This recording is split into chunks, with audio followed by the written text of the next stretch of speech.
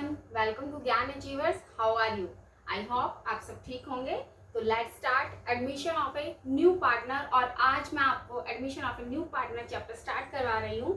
तो सिंपल सा है और गेनिंग मार्क्स का ये चैप्टर है, तो प्लीज आप be concentrate. Let's start admission of a new partner. तो इसके लिए एडमिशन के लिए section 30 of Indian partnership act 1932 के अकॉर्डिंग ये सारे के सारे रूल्स चलते हैं। तो आपने जो भी पार्टनरशिप एक्ट के अंदर रूल्स फॉलो करने हैं वो कौन से एक्ट के अंदर करने हैं? एक्ट 1932। और इसके अंदर सेक्शन कौन सा फॉलो होता है? 30। तो जो कॉम्पिटिटिव एग्जाम्स के उनके 2 मार्क्स के अकॉर्डिंग ये क्वेश्चन आ सकता है। तो अब क्वेश्चन उठता है कि ऐसा क्या होगा? तो जब न्यू पार्टनर आएगा तो सबसे पहले तो हमें जो ओल्ड पार्टनर्स हैं या जो एग्जिस्टिंग पार्टनर्स हैं उनकी हमें कंसेंट बहुत ज़रूरी है।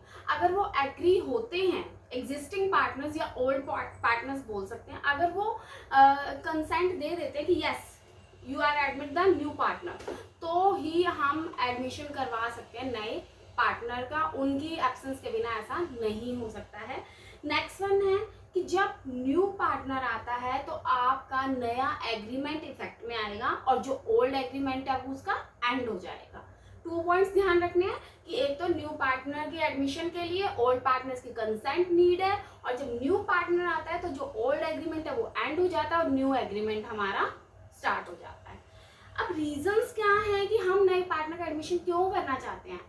सिंपल सा पॉइंट है कि जब आपको मोर कैपिटल की नीड है, ठीक है, आपके जो एग्जिस्टिंग पार्टनर्स की कैपिटल एक लिमिटेड है, लेकिन आपको नए पार्टनर की कैपिटल की नीड है, तो आप न्यू पार्टनर का एडमिशन करवाना चाहते हो। सेकंड वन है, अगर आपने रेपुटेटेड कोई पार्टनर चाहते हो जिससे आपकी फर्म का एक्सपेंशन हो, ठीक है, आपकी फर्म की गुडविल इंक्रीज हो, तो उसके लिए भी आप न्यू पार्टनर का एडमिशन करवाना चाहते हो।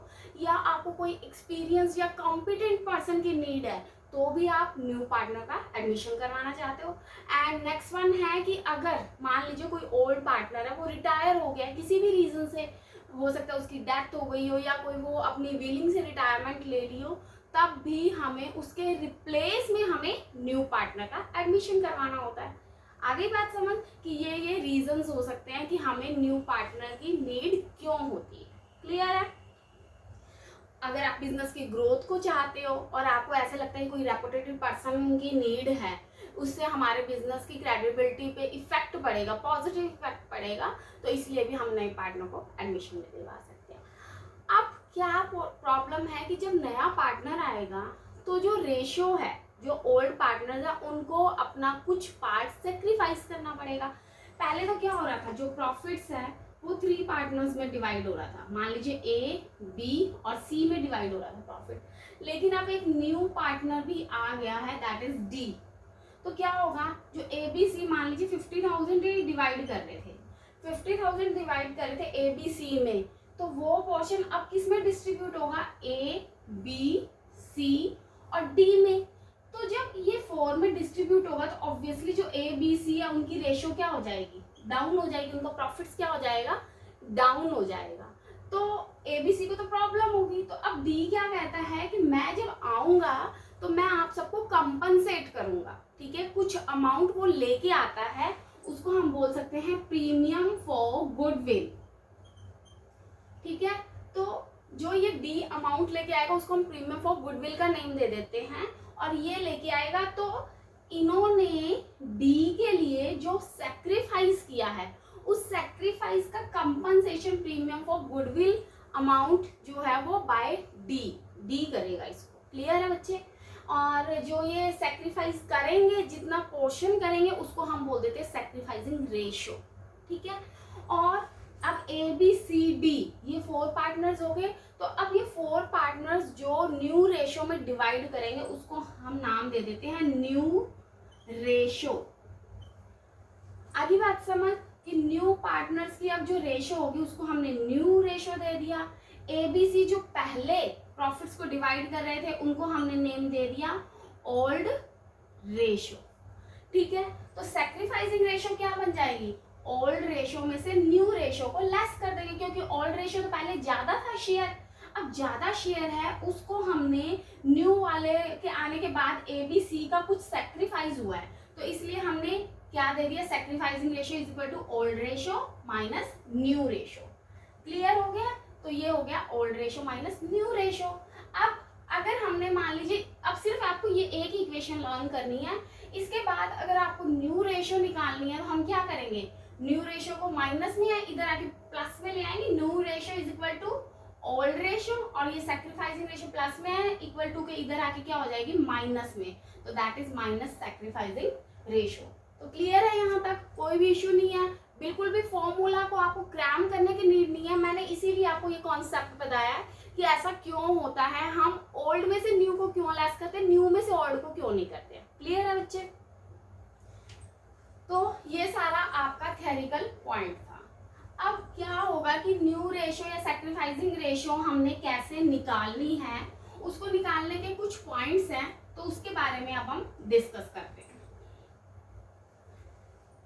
फर्स्ट वन है कि जब सिर्फ और सिर्फ न्यू पार्टनर्स की रेशो ही गिवन हो और कुछ भी ना गिवन हो क्वेश्चन के अंदर, कि सिर्फ और सिर्फ कि न्यू पार्टनर कितना रेशो लेके आया है और सारी की सारी इंफॉर्मेशन एब्सेंस है, ठीक है, एब्सेंट है, तो हम क्या मानेंगे कि वही जो ओल्ड पार्टनर्स है वो सेम रेशो के अंदर प्रॉफिट्स को डिवाइड कर रहे हैं। एग्जांपल लेके चलते हैं कि ए और बी, फर्स्ट क्वेश्चन है कि ए और बी किस रेशो में डिवाइड करें अपने प्रॉफिट्स को, 3:2 के अंदर, और सी आया है 1/4 शेयर के लिए, ठीक है। अब उन्होंने कह दिया है कि यस, अब आप न्यू प्रॉफिट शेयरिंग रेशो निकालो, न्यू प्रॉफिट शेयरिंग रेशो। अब हम कैसे निकालें, हमें सिर्फ ओल्ड रेशो दे दिया और न्यू रेशो हमें निकालना है, और हमें सिर्फ न्यू पार्टनर का सिर्फ शेयर दे दिया कि न्यू पार्टनर सी जो है वो 1/4 शेयर के लिए आया है। तो हम क्या मान के चलेंगे कि पूरी फर्म का शेयर कितना है, 1, ठीक है। तो let's assume share of firm is equal to 1, हम 1 अज्यूम करके चलते हैं। अब 1 में से 1/4 तो कौन ले आया, सी ले आया, तो बाकी ए और बी का क्या बच जाएगा, रिमेनिंग जो पार्ट है वो ए और बी का बन जाएगा। तो ये देखिए सी का कितना हो गया 1/4, तो रिमेनिंग शेयर कितना है आपका, आप लिख लीजिए यहाँ पे, remaining share is equal to 1 - 1/4, तो वैल्यू निकाल लीजिए, 4 - 1 3/4, मतलब 3/4 शेयर जो है वो ए और बी का है, ठीक है। अब 3/4 में से कितना शेयर ए का और कितना शेयर बी का है वो भी तो हमें चाहिए, बट हमें इसमें ये हेल्पफुल है कि हमें ए और बी का शेयर गिवन है। तो हम क्या कर सकते हैं, 3/4 जो रिमेनिंग पार्ट है उसमें से ए का कितना शेयर है, ये 3:2 है। हाँ जी, इसको सॉल्व करने का वे देख लो, 3:2 है, तो इट मीन्स ये शेयर तो किसकी है, ए की, और ये शेयर कितने का है, बी का है। तो हम क्या करते हैं, अगर ए का निकालना है तो 3 में इन दोनों रेशो का टोटल लिखते हैं, 3 + 2, इट मीन्स कितना शेयर बन गया, 3/5। सेम ऐसे बी का निकालना है तो बी का शेयर कितना है, 2 में 3 + 2 एडिशन कर लेंगे तो कितना हो जाएगा, 2/5। तो 3/4 का 3/5 रेशो ए का है, कितना हो गया, 3 × 3 = 9, 5 × 4 = 20, और 3/4 में से बी का शेयर कितना है, बी का है 2/5, तो हमने क्या किया, 2/5 कितना हो गया, 3 × 2 = 6 और 5 × 4 = 20। क्लियर हो गया आपको कि ए का शेयर बन गया 9/20 और बी का बन गया है 6/20, और सी का शेयर तो हमें गिवन ही है कि 1/4 है। तो बस अब आप निकाल लीजिए, ए × बी × सी, ए का शेयर है 9/20, बी का शेयर है 6/20, और सी का शेयर कितना था, 1/4 था, तो ये कितना हो गया, 1/4। एलसीएम ले लीजिएगा, 29 × 6 × 4 5 = 20, तो यस न्यू रेशो हमारे पास कितनी आ गई है, 9 × 6 × 5। क्लियर है?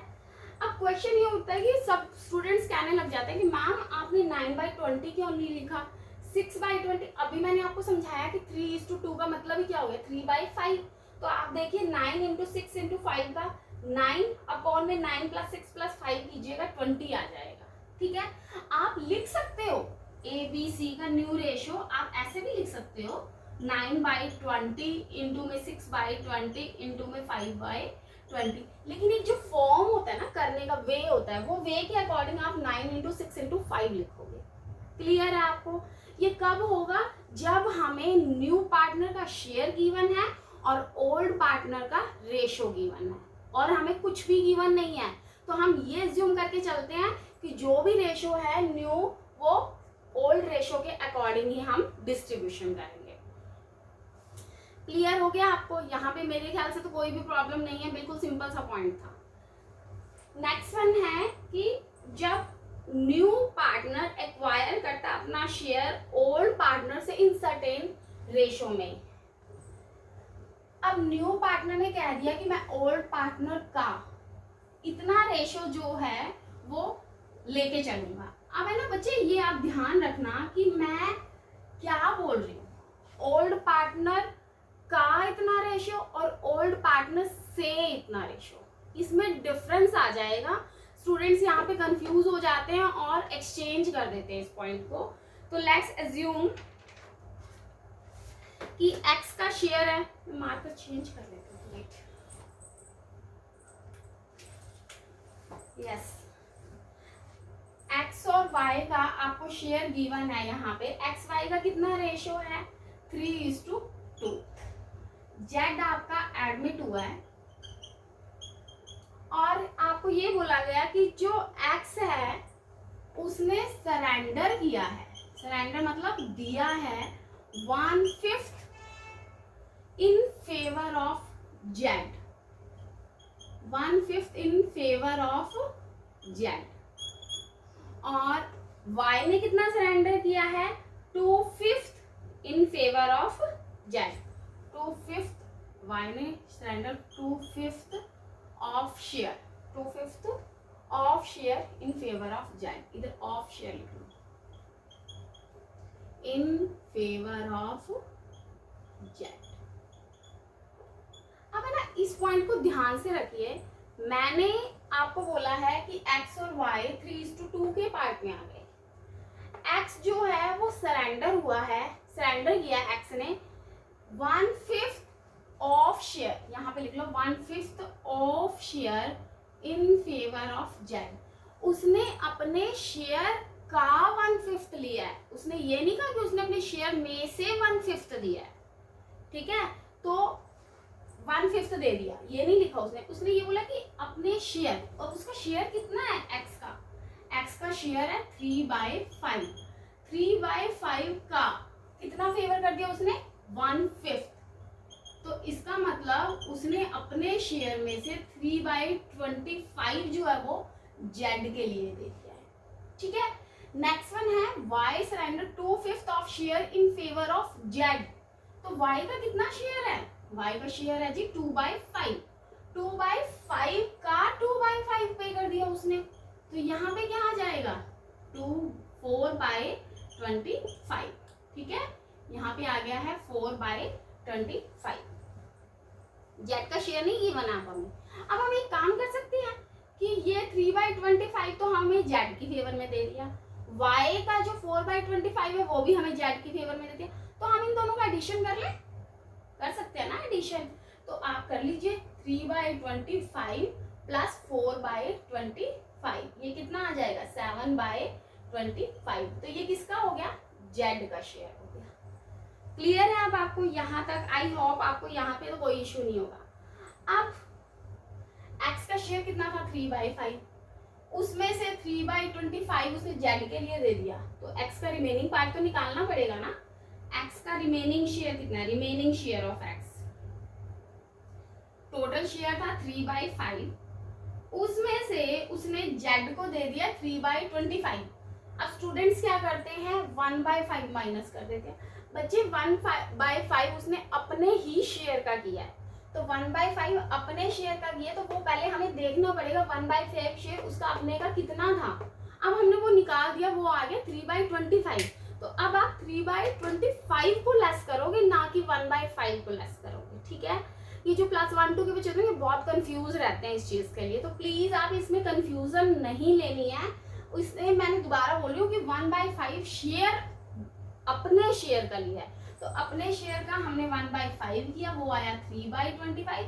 अब 3/25 को हम डिडक्ट करेंगे, तो ये एलसीएम ले लीजिए, 15 माइनस 3 कितना हो गया 12/25।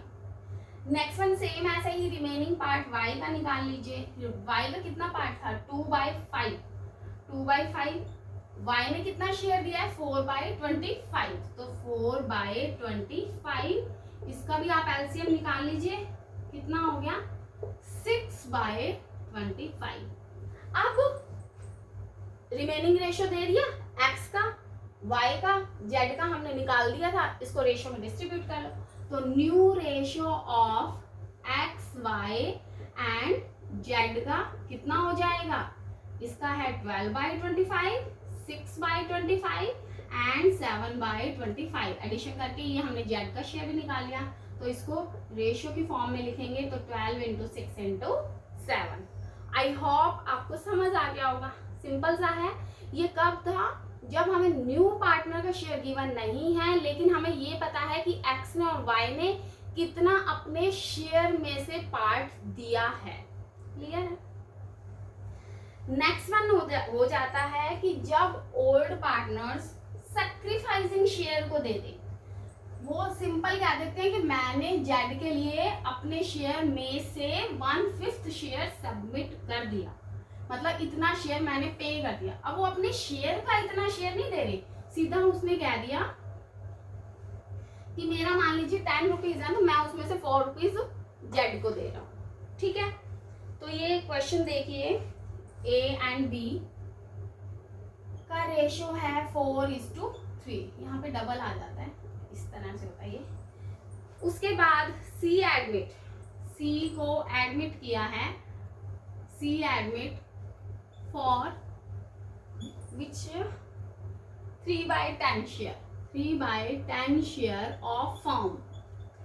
इसके अंदर है ना, आप स्टेटमेंट को जरूर ध्यान से पढ़िएगा। अगर आप स्टेटमेंट को ध्यान से पढ़ते हो और आपको बिल्कुल सही स्ट्राइक कर जाती है ना बात, तो फिर आपके लिए बिल्कुल इजी है ये रेशियो निकालने। अब इसने क्या बोल दिया कि सी ने एक्वायर किया है, सी एक्वायर 2/10 फ्रॉम ए। सी ने, अब इसने ये नहीं कहा कि अपने शेयर का समथिंग समथिंग, ठीक है, इसने क्या बोल दिया कि सी ने एक्वायर किया ए में से 2/10 पार्ट, तो सीधा माइनस कर दो इसको। ठीक है, नेक्स्ट वन है और 1/10 share from B. Specific ratio ही गिवन है हमें इसमें। ठीक है, तो अब न्यू रेशियो निकालिए, अब तो बिल्कुल इजी है, न्यू रेशियो निकालनी है। तो कैसे निकालोगे, पहले तो ये देख लो ए का रेशियो कितना है, ए का रेशियो है 4/7, उसमें से सी ने 2/10 ए से लिया है, तो सीधा 2/10 माइनस कर दे, कितना आ जाएगा 10 7 जा 70। एक है ना, इसको कट करके ऐसे सॉल्व करने का नीड नहीं है, सीधा एलसीएम लो और एलसीएम से सीधा सॉल्व करो उसको। ठीक है, 7 10 जा 10 4 जा 40 माइनस 10 7 जा 7 2 जा 14, 6 10 में से 4 3 1 2 26/70। नेक्स्ट वन है बी का शेयर।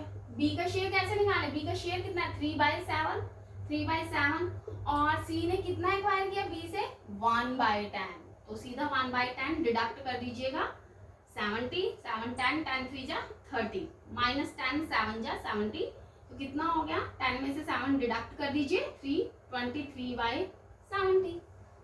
समझ आ गया, ये मैंने सीधा उसमें से शेयर लेस किया, अब मैंने उसका मल्टीप्लाई करके उस शेयर का नहीं निकाला है। ठीक है, अब सी का तो हमें दे ही रखा है 3/10, और चाहे आप 2/10 और 1/10 का एडिशन कर लेना, 2/10 और 1/10 जो उसने ए और बी से एक्वायर किया, इसका टोटल भी 3/10 आ जाएगा। ए ने अपना शेयर इतना दे दिया, तो इतना रिमेनिंग बच गया, बी ने 1/10 शेयर सी को दे दिया, तो इतना रेशो बच गया। तो न्यू रेशो निकाल लीजिए हम, न्यू रेशो क्या निकलेगी 26/70 इंटू 23/70 इंटू में सी का न्यू शेयर क्या है 3/10, एलसीएम ले लीजिएगा 70 26 इंटू 23 इंटू 21, तो न्यू रेशियो आ गया 26:23:21। सो सिंपल, आगे आपको समझ। तो ये क्या पॉइंट था हमारा थर्ड, कि किस तरह से हमने अगर सी का रेशो दे रखा और सी ने ए और बी से इतना रेशो एक्वायर किया है तो हम उसको निकाल लेंगे। क्लियर है? अब हमें सेक्रीफाइसिंग रेशो निकालनी है। सेक्रीफाइसिंग रेशो का वैसे तो सिंपल फॉर्मूला है, क्या रेशो था, old ratio minus new ratio. बच्चे आप new ratio minus old ratio मत करना, आपका क्वेश्चन गलत हो जाएगा, बिकॉज ये चीज आगे समझ आएगी आपको, आगे फिर गेनिंग रेशियो निकालना सिखाऊंगी, ठीक है, कि जब डेथ हो जाएगी पार्टनर्स की तब हम गेनिंग रेशियो निकालते हैं, तो फिर उसके अंदर हम निकालते हैं कि new ratio minus old ratio, ठीक है। तो जब एडमिशन होता है तो एडमिशन के टाइम पे ओल्ड पार्टनर्स कुछ सेक्रीफाइस करते हैं न्यू पार्टनर के लिए, इसलिए उनका कुछ सेक्रीफाइस होता है। तो सेक्रीफाइसिंग रेशियो का फॉर्मूला इसीलिए क्या बन जाता है, old ratio minus new ratio, old ratio minus new ratio. Clear है आपको ये वाला पॉइंट? तो अब क्वेश्चन करते हैं, एम एंड ओ पार्टनर्स हैं, एम एंड ओ पार्टनर्स हैं 4:3:2 की रेशियो में।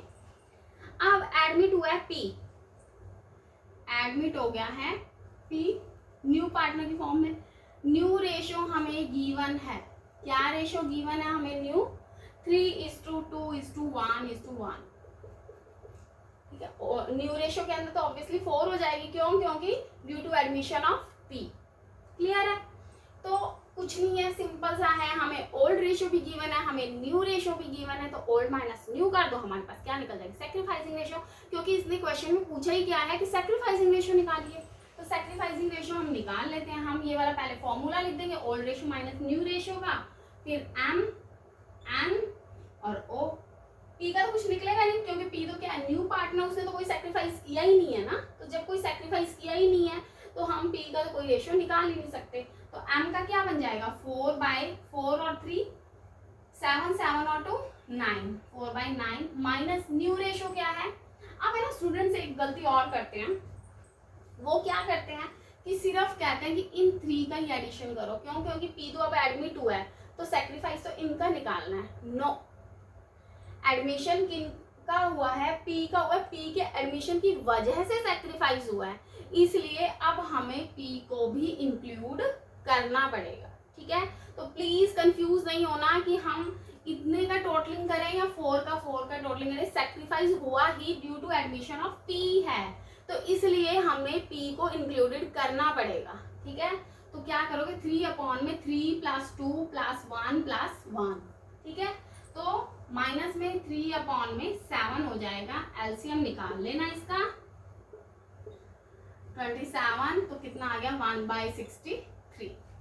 नेक्स्ट वन एन है, अब एन का क्या निकलेगा, 3, तो 3/9 माइनस 2/7, तो इसका भी 63, एलसीएम 21 18 2/63, नहीं 3/63। नेक्स्ट वन सी का निकाल लीजिए, 2/9 माइनस ये क्या है सी का 1/7, तो कितना हो जाएगा 63, तो 14 माइनस 9 5/63। तो सेक्रीफाइसिंग रेशियो निकालना है, तो सेक्रीफाइसिंग रेशियो कैसे निकलेगा, कर दीजिए 1/63 इंटू में 3/63 इंटू में 5/63, तो क्या निकलेगा 1:3:5, है ना सिंपल। तो यस 1:3:5 जो है हमारा सेक्रीफाइसिंग रेशियो निकल गया। क्लियर है आपको? तो यहाँ पे हमने 4 पॉइंट्स किए हैं कि जब हमें सिर्फ और सिर्फ न्यू पार्टनर का शेयर गिवन हो और हमें कुछ भी ना गिवन हो तो हम पूरी फॉर्म को 1 मान के उसमें से डिडक्ट करके और उस क्वेश्चन को सॉल्व करते हैं। नेक्स्ट वन था कि न्यू जो एग्जिस्टिंग पार्टनर्स के शेयर का पर्टिकुलर रेशियो गिवन है, तो फिर हमने उसको मल्टीप्लाई करके फिर डिडक्शन किया। और अगर सिंपल गिवन है कि न्यू पार्टनर ने ओल्ड पार्टनर से स्पेसिफिक इतना शेयर लिया है, ठीक है, कोई भी उसके शेयर का शेयर नहीं निकाल रहे हो, आपने सीधा बोल दिया कि मैंने एक्स का 1/5 शेयर लिया है, ठीक है, उससे एक्वायर ही 1/5 शेयर किया, तो सीधा आपको उनकी ओल्ड रेशियो में से वो शेयर को डिडक्ट करना है, तो इससे हमारी न्यू रेशियो निकल जाएगी। और नेक्स्ट वन हमने लास्ट पॉइंट किया है सैक्रिफाइसिंग रेशियो। सैक्रिफाइसिंग रेशियो में हमें ओल्ड रेशियो और न्यू रेशियो गिवन है, हम उसको डिडक्ट कर देंगे। यस, ये पॉइंट आपको ध्यान रखना है कि ओल्ड माइनस न्यू होगा, न्यू माइनस ओल्ड मत कर देना, वो चीज आपकी गेनिंग रेशियो में आएगी, वो पार्टनर्स की डेथ के टाइम निकलती है, ठीक है। तो एडमिशन के टाइम हमारा ओल्ड माइनस न्यू होता है। ये क्रैम करने की भी नीड नहीं है, जो मैंने आपको स्टार्टिंग में समझाया है कि ऐसा क्यों होता है, उस कॉन्सेप्ट को आप अपने माइंड में रखना, आपके लिए बिल्कुल इजी हो जाएगा। क्लियर है बच्चे? तो आज की हम क्लास यहीं ओवर करते हैं। तो आप ये सारे पॉइंट्स रिवाइज कीजिए, क्योंकि इन रेशियो के बेस पे ही हम आगे एडमिशन ऑफ न्यू पार्टनर्स के न्यू जो कॉन्सेप्ट्स हैं उनको क्लियर कर पाएंगे। तो नेक्स्ट क्लास में हम मिलते हैं valuation of goodwill of new partners. तो उसको निकालने के बाद हमारे पूरे एडमिशन ऑफ न्यू पार्टनर्स के प्रैक्टिकल क्वेश्चन स्टार्ट हो जाएंगे। तो अब हम मिलते हैं नेक्स्ट क्लास के अंदर अपनी। Stay blessed. Thank you so much. Have a nice day and please like, subscribe and share my channel. Thank you.